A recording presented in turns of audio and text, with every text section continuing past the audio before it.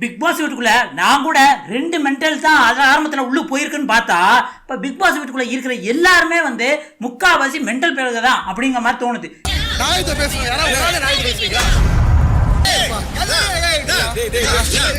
ஏற்கனவே வாட்டர் மேல நமக்கு 1008 விமர்சனங்கள் இருக்கு, அவர் ஏன் இப்படி பண்றாரு அப்படின்ட்டு. ஆனா பிக் பாஸ் வீட்டுக்குள்ள அவரோட நிறைய மென்டல்ஸ் வீட்டுக்குள்ள இருக்கதாங்க செய்யுது. ஏன் அப்படி சொல்றேன் அப்படின்னு பாத்தீங்கன்னா, ஒரு பிரச்சனை வந்ததுன்னு வச்சுக்கோங்களேன், வாட்டர் மெலன் கூட சில இடத்துல கொஞ்சம் மெச்சூரா செயல்படுறாரு. ஆனா கூட இருக்காங்களே அவங்க எல்லாம் என்ன பண்றோம் அப்படின்னு அவங்களுக்கே தெரியும் இருக்கு.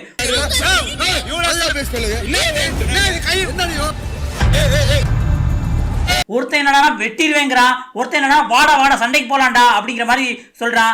ஆனா இப்படியே போனோம்னா எல்லாரும் ரெட் கார்டு கொடுத்து வெளியே போயிடலாம் அப்படிங்கிற மாதிரி தான் இருக்கு. ஏற்கனவே இந்த சீசன் 7 மாதிரி தான் இந்த பிக் பாஸ் சீசன் 9 இருக்கு. ஏன்னா ஸ்மால் பாஸ் பிக் பாஸ் அப்படின்னு 2 வீடை வந்து அதை பிரிச்சிருந்தாங்க. இதை பிரிக்காம அதுக்கான பவரை கொடுத்துருக்க மாதிரி தான் வந்து வீடு நடக்குது. அதுல இருந்தா சண்டை ஆரம்பிக்குது. ஏன்னா இந்த சூப்பர் டீலக்ஸ் ரூம்ல வந்து ரம்யா ஜோ இருக்காங்களே, அவங்க வாட்டர் மெலனையும் விஜய் பார்வதியும் பயங்கரமா வேலை வாங்குறாங்க. அதுல வாட்டர் மெலன் என்ன செஞ்சாரு அப்படின்னா, எல்லா வேலையும் செஞ்சுட்டு வடிவேல் காமெடி மாதிரி சார் இந்த ஃப்ரெண்ட்ஸ் பட காமெடி மாதிரி வரி நம்மள அடிமையா வேலை வாங்குறாங்களே கண்ட்ரி ப்ரூட்ஸ் அப்படிங்கிற மாதிரி வந்து வடிவேல் காமெடியை சொன்னாரு. ஆனா அது அப்படிதான் சொன்னாரு. ஒருவேளை வந்து உள்ளுக்கு வேலை வாங்குறவங்கள கூட சொல்லியிருக்கலாம். இதை கேட்ட ரம்யா ஜோ அவங்களுக்கு வந்து சரியா புரியா போலுக்க உடனே அரோராட்ட போய் கேட்கறாங்க, அவர் என்ன சொன்னாரு, ஏதோ கண்ட்ரி ஃப்ரூட்ஸ் அப்படிங்கிற மாதிரி சொன்னார். ஃப்ரூட்ஸ் இல்ல ப்ரூட்ஸ் அப்படின்னா என்ன அப்படின்னு பார்த்தோம்னா, அதுக்கு ரம்யா ஜோ அப்படின்னா அதெல்லாம் முட்டாள்கள் அப்படிங்கிற மாதிரி தான் அதுக்கு மீனிங்கே அப்படின்னு அவங்களே கேட்டுக்கிட்டாங்க. ஆமா அப்படின்னு அரோரா சொன்ன உடனே என்னது இப்படியா சொல்லிட்டு வாமா வெளியில போய் பார்வை கூப்பிட்டு இவர் வந்து கண்ட்ரி ப்ரூட்ஸ் அப்படின்னு இந்த மாதிரி முட்டாள் தானே என்ன சொல்றாரு, இவர் எப்படி இதை சொல்லலாம் அப்படின்னு உடனே அதுக்கு வாட்டர் மெலன் எப்பா இதை நான் காமெடியா தான்ப்பா சொன்னேன் அப்படின்னு, நீங்க காமெடியா சொன்னா தனியா சொல்லிருக்கணும், நாங்க வேலை வாங்குறோம்ல எங்களை தானே சொல்றீங்க அப்படின்ட்டு ரம்யா ஜோ பிடின்னு பிடிச்சாங்க. பிடிச்சு அந்த இடத்துல சண்டை போடணும் அப்படிங்கிற மாதிரி தான் வந்து அவங்களே வந்து தாட்ஸ் இருக்குன்னு நினைக்கிறேன். அதுக்கப்புறம் டென்ஷன் ஆகி அழுதாங்க. அது இதுல வந்து இந்த படிச்சிருக்கீங்களா அப்படின்னு கேட்டது வந்து ரம்யா ஜோ தான். நீங்க படிச்சவங்க தானே, நீங்க ஏன் இப்படி பேசுறீங்க அப்படின்னு கேட்டாங்க. இதை கேட்டு வந்து திவாகர் ஆரம்பத்துல கொஞ்சம் அமைதியா தான் இருந்தாரு. இந்த இடத்துல வந்து பிரவீன்ராஜ் வந்து இன்னது கண்ட்ரி ஃபுட்ஸ் அது ஒரு கெட்ட வார்த்தைலா அப்படிங்கிற மாதிரி வந்து ஏத்தி விடுறாரு. கிட்டத்தட்ட இந்த பிரச்சனை ஆரம்பிச்சோடனே விஜய் பார்வதி மத்த எல்லாருமே வந்து திவாகரை கேட்டு நீங்க அப்படி சொல்லியிருக்க கூடாது அப்படின்ன சாரி எல்லாம் கேட்டாங்க. சாரி கேட்டாங்க. அவர் எப்படி கேட்டா சாரிமா எனக்கு தெரியாது அப்படிங்கிற மாதிரி கேட்டவனே உடனே இவங்க எல்லாருமே என்னது சாரியா இப்படி எல்லாம் வந்து நார்மலா எல்லாம் கேட்க கூடாது, நீங்க ஏதோ கடமைக்கு கேட்கறீங்க அப்படிங்கிற மாதிரி வந்து மறுபடியும் அந்த பிரச்சனையை வளர்த்தாங்க. இதுக்கு இடத்துல அந்த கானா வினோத் இருக்கார்ல, அவர் என்ன பண்றாரு அப்படின்னு பாத்தீங்கன்னா, திவாகரை போட்டு அடிக்க ஆரம்பிச்சோன்னா அவர் குசியாகி வந்து தான் அறியாமையே விஜய் பார்வதி தான் மேல போட்டிருந்த ஒரு டவலை எதையோ வச்சு போட்டு அடிக்கிறாரு. அடிச்ச உடனே விஜய் பார்வதி டென்ஷன் ஆயிட்டு, என்னங்க விளாட்னா விளாட்டா இருக்கணும், இந்த இது அடிக்கிற வேலையெல்லாம் வேண்டாம், நாங்க ஏற்கனவே பயங்கர டென்ஷனா இருக்கும் அப்படிங்கிற மாதிரி சொன்ன உடனே அவரும் சாரி அப்படின்னு அவரும் அந்த மாதிரி தான் சொல்றாரு. ஆனா அந்த சாரியை மட்டும் ஏத்துக்குவாங்களா எல்லாரும், இவர் சொன்ன சாரியை ஏத்துக்க மாட்டாங்களா அப்படிங்கிற மாதிரி வந்து சண்டை போய்கிட்டு இருக்கு. இதுக்கப்புறம் யார் உள்ளுக்கு வாரா அப்படின்னு பாத்தீங்கன்னா கெமி வராங்க. கெமி வந்தவனே திவாகருக்கு ஏற்கனவே அவங்களுக்கு வாக்கியா தகரு, திவாகர் எப்பா இவங்க எல்லாம் வர வேண்டாம்ப்பா வாங்கப்பா உள்ளுக்கு போவோம் அப்படிங்கிற மாதிரி போறாங்க. உடனே ரம்யா ஜோ என்ன நினைச்சாங்கன்னு தெரியல, ஏற்கனவே சாரி கேட்டு அந்த பிரச்சனை முடிஞ்சு போச்சு. இருந்தாலும் என்னது அவங்க வராங்கன்னே உள்ளுக்கு போறாங்க, நீங்க மட்டும் பிரவீன்ராஜ் கெமி இவங்க எல்லாம் வந்து தேவையில்லாம மூக்க நுழைக்கிறாங்க சொல்றீங்களா, அதே மாதிரி வந்து கெமி பேசல நீங்க எதுக்கு மூக்க நுழைக்கிறீங்க அப்படிங்கிற மாதிரி வந்து ஏதோ நொட்ட அப்படிங்கிற மாதிரி வந்து ஒரு மாதிரி பேசிடுறாங்க. இதை கேட்டு வந்து திவாகர் பயங்கரமா கொந்தளிச்சார். அந்நேரம் சிரிச்சுக்கிட்டு தான் பண்ண தப்புன்னு கூட சாரின்னு கூட கேட்டாரு திவாகர். அந்நேரம் ஏமா சும்மா இருமா நொய்யு பேசிக்கிட்டே இருக்க, நீ என்ன படிச்சிருக்கியா படிக்கலையா அப்படிங்கிற மாதிரி கேட்டாங்க. ஏற்கனவே இவங்க என்னால படிக்க முடியல அப்படின்னு வந்து ஸ்டேஜ்லேயே சொல்லிட்டு போனாங்க ரம்யா ஜோ. இப்படி கேட்டவனே ரம்யா ஜோக்கு பயங்கர கோவம் வந்துருச்சு. அது மட்டும் இல்லாம நீ படிச்சிருக்கியா படிக்கலையா அறிவு இருக்கா இல்லையா அந்த மாதிரி கேட்டவனே வீடு எல்லாருமே ஒண்ணு கூட்டிட்டாங்க. சரி ஒரு பிரச்சனை நடந்ததுன்னா சரி அவரு தான் தப்பா நடந்துக்கிறாருன்னு தெரியுதுல திவாகர், யார் சொல்றதே அக்செப்டன்ஸே கிடையாதுன்னு தெரியுதுல, வேற எதுக்கு அவர்கிட்ட போய் வம்பொழுக்கிறீங்க. இவங்க எல்லாருமே எப்படி இருக்கு தெரியுமா, ஒருத்தன் நம்மளுக்கு வந்து ஒருத்தன் கிடைச்சிட்டான், அதாவது அந்த பஸ்ல வந்து பிட் பாக்கெட் அடிச்சுட்டான்னு வச்சுக்கோங்க, அவன் கிடைச்சானா சட்டத்துல போய் ஒப்படைக்க மாட்டாங்க.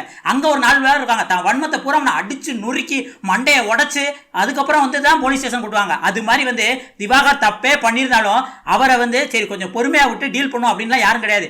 அதுக்குள்ளே எல்லாரும் வந்து உள்ளுக்கு புகுந்து திவாகர் நீ தப்பு, நீ எப்படி அப்படி பேசணும், நீ சாரி கேட்கணும், நீ வந்து பெண்களை மதிக்கவே இல்லை அப்படின்ட்டு இருக்கிற பழி எல்லாம் யாரு, கெமி பிரவீன்ராஜ், அதுக்கடுத்து எஃப்ஜே வினோத் கமருதீன், இவரு அதுவும் கமருதீன் தான் ஓவரு, அவர் டென்ஷனா சண்டை போட்டுருக்காரு. அவர் கையை பிடிச்சி வந்து நீ இப்படி பேசுன கேட்கறது. அதுக்கப்புறம் வந்து எஃப்ஜே வந்து என்னது இப்படி அந்நேரம் வரை எஃப்ஜே சீட்ல உட்காந்து வேடிக்கை பார்த்துட்டு இருந்தாரு. திடீர்னு வந்து ரம்யா ஜோ அந்த பக்கம் அழுதுட்டு வந்து நான் படிக்கிறதுக்கு எவ்வளவு கஷ்டப்பட்டேன் தெரியுமா, உங்கெல்லாம் படிக்கிறதுக்கு ஆள் இருக்காங்க, எனக்கு படிக்கிறதுக்கு ஆளே இல்லை அப்படி இப்படின்னு வந்து ரொம்ப ஃபீல் பண்ணி அழுகுறாங்க. அழுகும் போது வந்தோடனே எஃப்ஜேக்கு வந்து பயங்கரமா வந்து கோவம் வந்துருச்சு போலுக்க. அது என்ன இது அப்படின்னா எஃப்ஜே வந்து நோ நோ அப்படின்னவனே அவருக்கு வந்து திவாகருக்கு என்ன காதல் வந்துச்சு, என்னது யோங்கிறியா, யோன்னா யோ யோ அப்படிங்கிற மாதிரி வந்து கேட்டார்.